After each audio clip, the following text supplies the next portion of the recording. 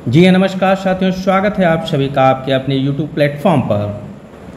जैसा कि आप सभी लोग जानते हैं कि हम लोग गणित का अभ्यास सीरीज में आज प्रैक्टिस सेट नंबर 29 पर पहुंच चुके हैं, जहां पर बहुत ही बेहतरीन प्रश्नों की श्रृंखला का समावेश किया गया है, जो कि सभी प्रकार की परीक्षाओं के लिए उपयोगी है, जैसे कि TET, C TET, super TET, UP constable एवं अन्य सभी परीक्षाओं में जहां पर भी गणित विषय आपका पूछा जाता है। गणित के लगभग सभी अध्यायों से महत्वपूर्ण अध्याय जो कि हैं वहाँ से प्रश्नों को लिया गया है और बहुत ही बेहतरीन प्रश्न है। लगातार आप लोग बने रहिए। तो शुरुआत करते हैं हम लोग आज के प्रैक्टिस सेट की। प्रश्न नंबर पहला, आज का पहला प्रश्न है, ए, बी और सी के मासिक वेतन का अनुपात 2:3:5 है। यदि सी का मासिक वेतन ए के मासिक वेतन से 1200 रुपये अधिक है तो बी का वार्षिक वेतन है। यहाँ पर जो ए, बी और सी, ए, बी और सी तीन लोग दिए हैं जिनका अनुपात जो है 2:3:5 में वेतन है। अब ये बता रहा है कि सी का मासिक वेतन ए के मासिक वेतन से 1200 रुपये अधिक है। तो हम जानते हैं कि हमारे पास ए बराबर कितना दिया है, 2 है, और सी बराबर 5 है। ए बराबर 2 और सी बराबर 5 है, तो जो इनका अंतर है यानी कि 5 - 2 बराबर कितना दिया है, 1200 रुपये। अगर यहाँ से हम लोग देखें तो 3 बराबर कितना दिया है, 1200। ठीक है, तो 3 बराबर 1200 है, तो 1:1 बराबर कितना होगा, 1200/3 होगा। तो यहाँ से क्या निकलेगा, 400। क्लियर है। एक जो मानक है उसका किसके बराबर है, 400 के बराबर है।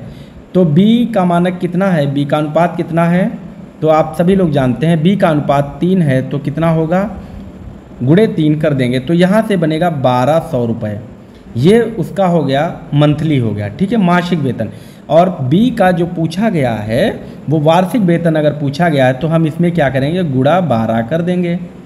अब आप सभी लोग जानते हैं 12 × 12 होता है 144 और 2 जीरो और आ जाएंगे तो हो जाएगा 14,400 रुपये, जो कि ऑप्शन नंबर बी में दिया हुआ है। क्लियर है, बात समझ में आई? बेहतर। चलते हैं अगले प्रश्न पर। प्रश्न नंबर 2, 5 संख्याओं में से पहली 4 संख्याओं का औसत 5वीं संख्या का दुगना है। यदि पाँचों संख्याओं का औसत 27 है तो 5वीं संख्या क्या है। अगर हम लोग देखें कि जो 27 दिया है, ये क्या दिया है, पाँचों संख्याओं का औसत दिया है। जब 27 पाँचों संख्याओं का औसत है तो पाँचों संख्याओं का योग क्या होगा, तो पाँचों संख्याओं का योग कितना होगा, 27 × 5 करेंगे हम लोग। कितना होगा, 27 × 5, ये पाँचों संख्याओं का योग हो जाएगा, जो कितना होगा, 5 × 7 = 35 का 5 हासिल 3 हो गया, 5 दूनी 10 और 3 13, 135। तो जो पांचों संख्याएं हैं इनका योग कितना है, 135 हो गया। क्लियर है, संख्याओं का योग होगा, ये आपका संख्याओं का योग है। अब क्या कह रहा है कि पहली 4 संख्याओं का औसत 5वीं संख्या का दुगना है। अगर हम 5वीं संख्या का औसत माने, 5वीं संख्या का औसत कितना होगा, तो हम x माने तो प्रथम 4 संख्याओं का औसत, प्रथम 4 संख्याओं का औसत। क्लियर है, औसत कितना होगा कि 5वीं संख्या का दोगुना है तो कितना होगा, 2x होगा। यहाँ तक बात समझ में आई। अब अगर हम देखें कि 4 संख्याओं का योग क्या होगा, तो 4 संख्याओं का योग क्या होगा, 4 × 2x हो जाएगा और 5वीं संख्या का x हो गया, और ये बराबर कितना है, 135 के हैं। क्लियर है, तो यहाँ से क्या होगा, 8x + x बराबर होगा 135। यहाँ से बनेगा 9x बराबर होगा 135। चर को हम लोग ऐसे ही छोड़ेंगे तो 135/9 हो जाएगा, तो 15 नेमा 135। तो यहाँ पे वैल्यू निकल के आती है x बराबर 15।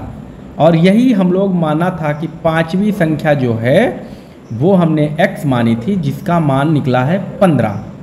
क्लियर है? जो कि ऑप्शन नंबर डी में दिया हुआ है। उम्मीद करता हूं आपको बेहतर समझ में आया होगा। प्रश्न नंबर 3, दो संख्याओं का योग 520 है। यदि उनमें बड़ी संख्या को 4% कम कर दिया जाए और छोटी संख्या को 12% बढ़ा दिया जाए तो प्राप्त संख्याएं एक समान होगी, तद अनुसार उनमें छोटी संख्या होगी। तो इन्होंने यहाँ पर दिया है कि दो संख्याएं हैं जिनका योग 520 है। तो अगर हम बड़ी संख्या माने x है तो दूसरी संख्या क्या होगी? ये पहली संख्या कितनी है? पहली संख्या x है, तो दूसरी संख्या क्या होगी? दूसरी संख्या 520 माइनस x हो जाएगी। यहाँ तक बात समझ में आई है? अब कह रहे हैं कि बड़ी संख्या से 4% कम कर दिया जाए। तो अगर हम इसको x को बड़ी संख्या मान ले, तो अगर हम इसमें से 4% कम कर दें, यानी कि 100 माइनस 4 अपॉन में 100 होगा। ठीक है, यही कहा ना, 4% कम कर दिया जाए और बड़ी संख्या में छोटी संख्या में 4% बढ़ा दिया जाए। तो छोटी संख्या क्या है? 520 माइनस x 112 हो जाएगी ना। जब जोड़ेंगे तो 112 हो जाएगा अपॉन में 100। यहाँ तक समझ में आया? 100 कट जाएगा। यहाँ क्या बचेगा? 96x बचेगा। क्लियर है? और इधर हो जाएगा राइट साइड में 520 इंटू 112 माइनस 112x हो जाएगा। क्लियर है यहाँ तक? ओके। अब हमें क्या करना है? अब क्या करना है? जो 112 है, क्योंकि ये वेरिएबल के साथ में है, चर के साथ में है, तो इसको हम उठाकर लाएंगे वेरिएबल के साथ में लेफ्ट साइड में। तो जब ये लेफ्ट साइड में आएगा तो कितना हो जाएगा? 96x plus 112x। क्लियर है? क्योंकि इसका साइन चेंज हो जाएगा और इज इक्वल्स टू हो जाएगा 520 इंटू 112 हो जाएगा। यहाँ तक स्पष्ट है? क्लियर? अब इन दोनों संख्याओं को जब जोड़ेंगे तो हो जाएगा 208x बराबर 520 गुणे 112 होगा। क्लियर है? अब आप लोग बखूबी जानते हैं कि वेरिएबल को छोड़ देना है और राइट साइड में लिखना है 520 इंटू 112 अपॉन 208। क्लियर है? अब हम लोग क्या करेंगे? यदि इसको 4 से डिवाइड करेंगे तो ये 52 बार कटेगा और ये कितना होगा? 13 चक्कू 52 यानी कि 130 हो जाएगा। क्लियर? और अब अगर हम लोग इसको देखें फिर से, तो इसको 13 से 4 से काटेंगे 13 बार और इसको 4 से काटेंगे तो 4 दूनी 8 और 4 अट्ठे 32। यहाँ तक समझ में आया?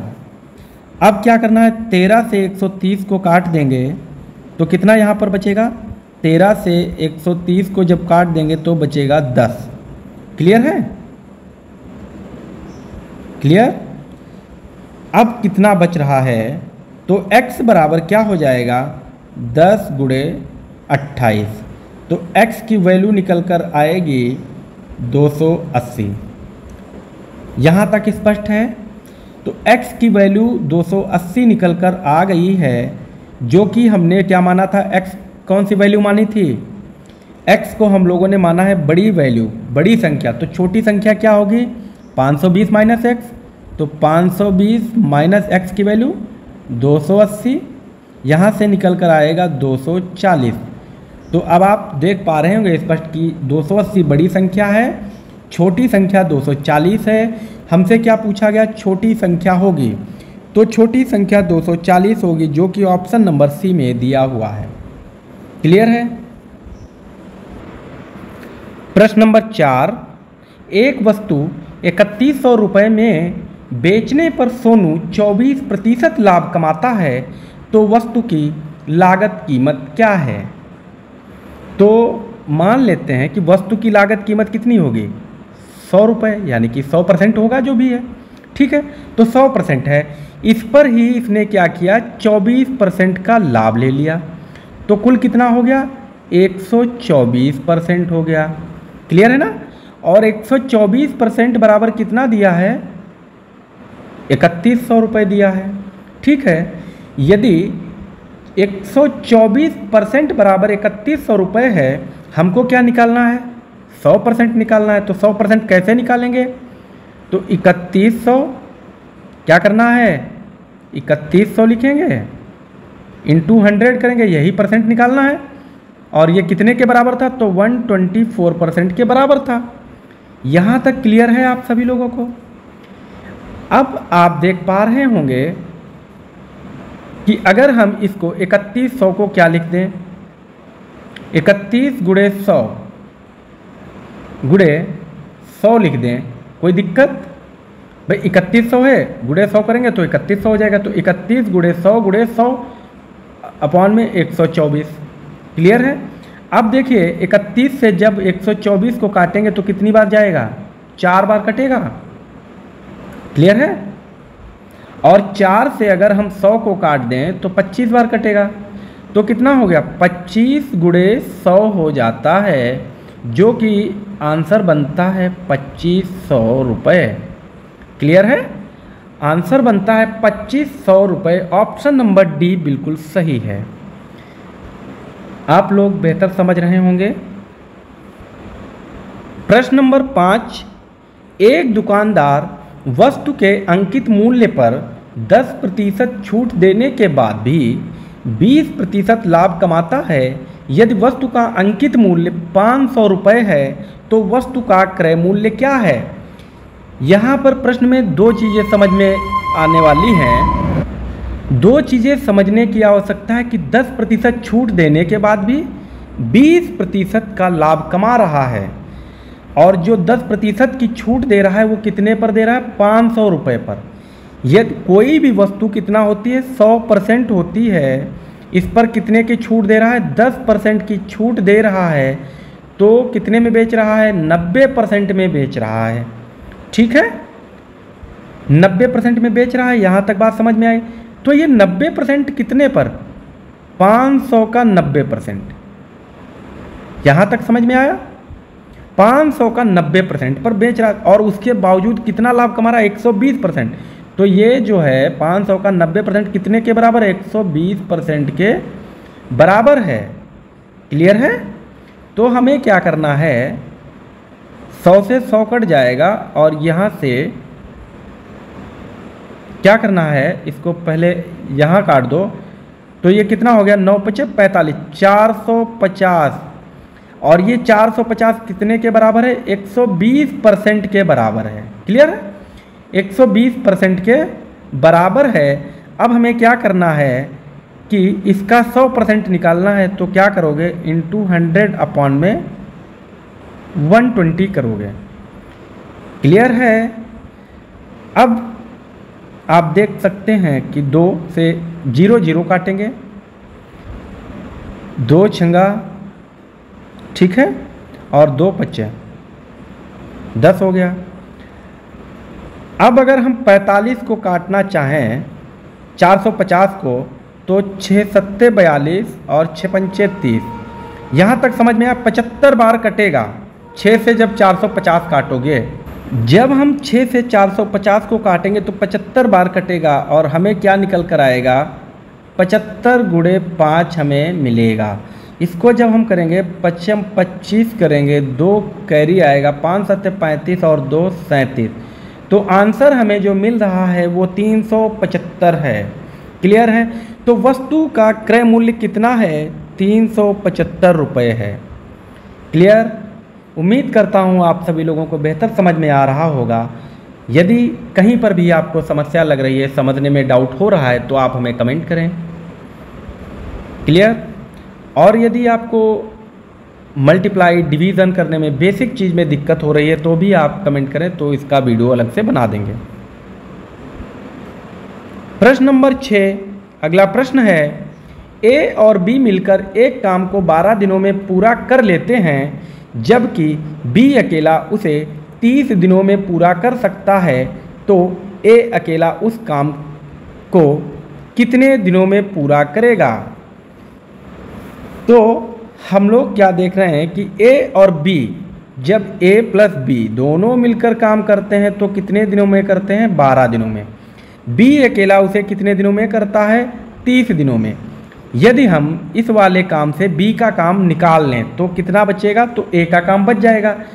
तो हम लोगों को क्या करना है, 1/12 करना है, और कितना, बी अकेला 30 दिनों में करता है तो हमें निकालना है ए का काम। तो अगर हम यहाँ से बी का काम निकाल लें तो ये काम बच जाएगा ना, ए का कब बच जाएगा। तो यहाँ से जब हम एलसीएम लेंगे तो एलसीएम आएगा 60, क्लियर है, एलसीएम आएगा 60, 12 पंचे 60, तो ऊपर आएगा 5 और 3 दूनी 6, यानी कि 30 दूनी 6 तो 2, क्लियर। कितना हो जाएगा, 3/60 होगा, और 3 से जब काटोगे 60 को तो आएगा 20, यानी कि ए का काम निकल कर आएगा, ए अकेला जो है वो 20 दिनों में काम करता है, क्लियर है, समझ में आया। दूसरी शॉर्ट ट्रिक जो है, जब भी आपको इस तरीके से दिया हो तो हमें क्या करना है, कितने, दोनों मिलकर कितना काम करते हैं, 12 दिनों में। बी अकेला करता है 30 दिनों में, ठीक है। 12 × 30 बटे में 30 - 12, ठीक है। तो यहाँ से क्या होगा, 360/18 होगा, और 18 से जब काटोगे 18 दूनी 36, और यहाँ से 20 निकल कर आएगा।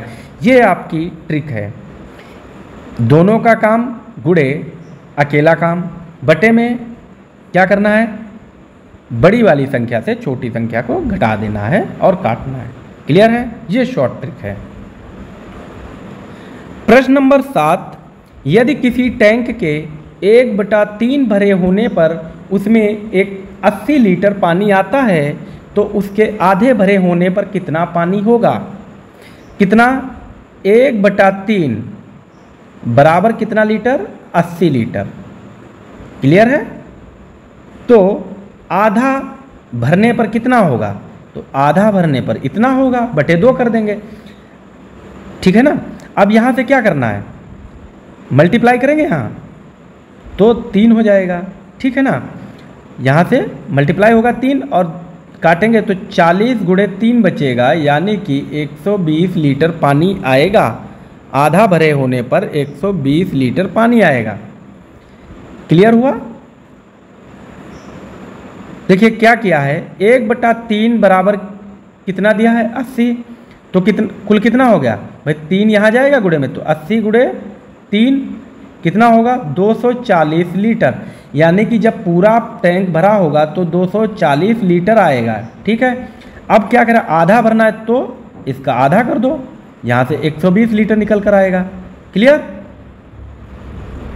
ओके, चलते हैं अगले प्रश्न पर। प्रश्न नंबर 8, उस पुल की लंबाई ज्ञात कीजिए जिसे 130 मीटर लंबी एक ट्रेन 45 किलोमीटर प्रति घंटा की चाल से 30 सेकंड में पार कर सकती है। तो अगर हम मान लें पुल की लंबाई जो है वो कितनी है, x किलोमीटर है, x मीटर है, ठीक है, x मीटर है, तो कुल लंबाई कितनी होगी, ट्रेन की लंबाई, ठीक है, ट्रेन की लंबाई प्लस पुल की लंबाई, ठीक है, ब्रिज की लंबाई हो जाएगी, क्लियर। तो ट्रेन की लंबाई कितनी है, 130 मीटर है, 130, पुल की लंबाई x मानी है, और दूरी कितनी होती है, दूरी कैसे निकलती है, चाल गुणे समय, तो दूरी बराबर क्या होता है, चाल गुणे समय होता है, ठीक है ना। तो दूरी 130 + x, ये दूरी निकलेगी, चाल 45 किलोमीटर प्रति घंटा और 30 सेकंड। जब हमको सेकंड में दिया है तो इसको घंटे में कैसे बदलेंगे, 5/18 कर देंगे।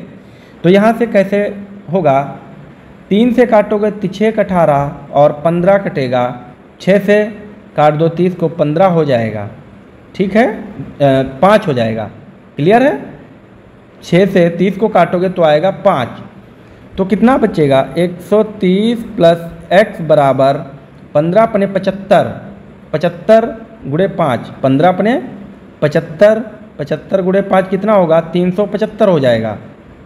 क्लियर? 375 आया। अब क्या करना है? x यहाँ छोड़ेंगे, 130 इधर आएगा उठ के राइट साइड में, तो कितना होगा? 375 माइनस 130। यहाँ से जब घटाओगे तो क्या होगा? 5 5 होगा, 4 का 4 होगा और 2, यानी कि x बराबर 245 मीटर। ठीक है, और हमने क्या माना था? x ही पुल की लंबाई मानी थी, तो 245 मीटर होगा। क्लियर है? प्रश्न नंबर 9, एक आयत है ये, एक आयत का परिमाप और उसकी लंबाई क्रमशः 40 मीटर और 12 मीटर है, उसकी चौड़ाई होगी। तो हमें क्या ज्ञात करना है? चौड़ाई ज्ञात करना है। ठीक है, हमें क्या दिया है? परिमाप दिया है, परिमाप दिया है जो कि 40 मीटर है, लंबाई दी है कितनी है? 12 मीटर है, और चौड़ाई निकालनी है, चौड़ाई निकालनी है। क्लियर है? तो परिमाप बराबर आप जानते हैं, परिमाप बराबर क्या होता है? 2 ब्रैकेट में L प्लस B होता है। क्लियर? परिमाप कितना दिया है? 40 दिया है, 2 L कितना दिया है? 12 दिया है, प्लस B। यहाँ से क्या करना है? 40 बराबर, अब इसकी मल्टीप्लाई करेंगे तो 24 हो जाएगा और प्लस में 2B हो जाएगा। यहाँ तक समझ में आया?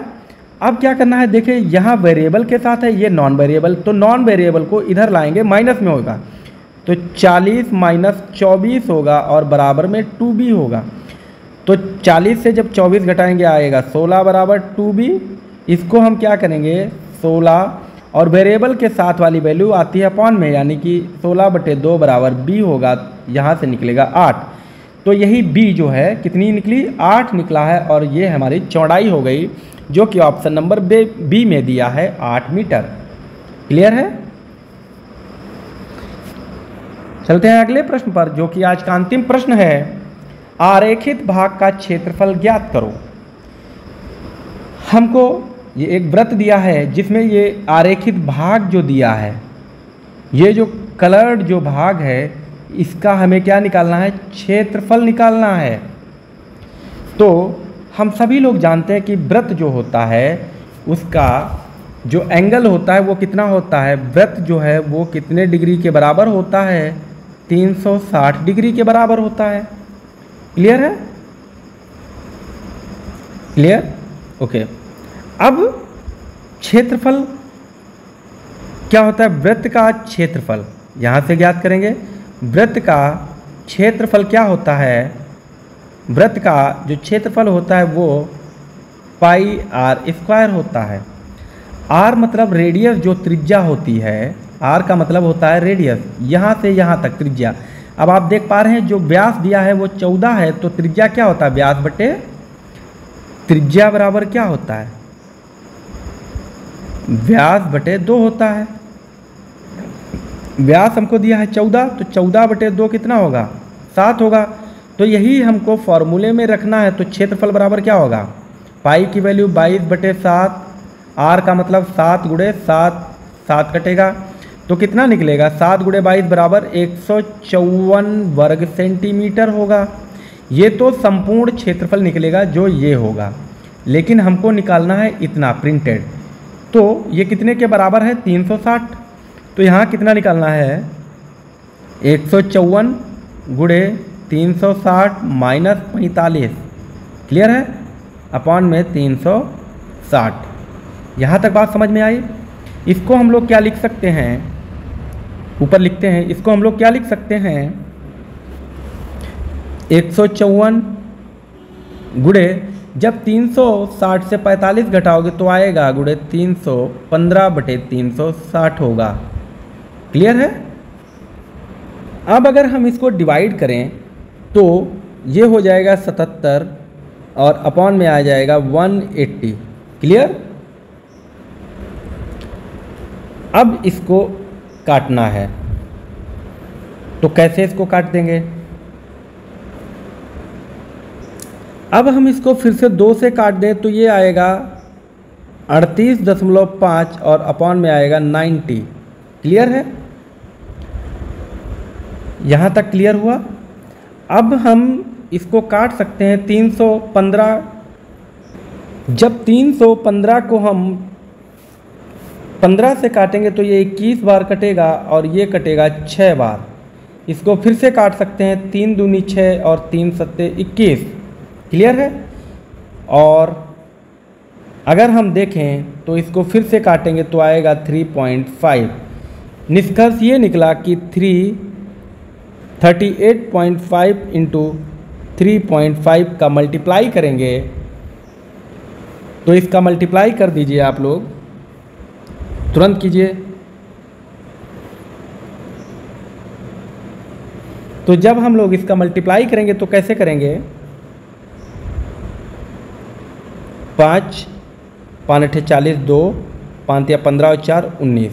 क्लियर है? 3 5 15, 3 8 24 और 1 25, 3 3 9 और 2 11 हो जाएगा।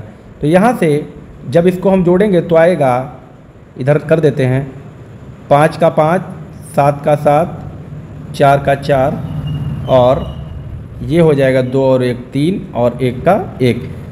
पॉइंट लगाएंगे 134.75 जो कि ऑप्शन नंबर ए में दिया हुआ है।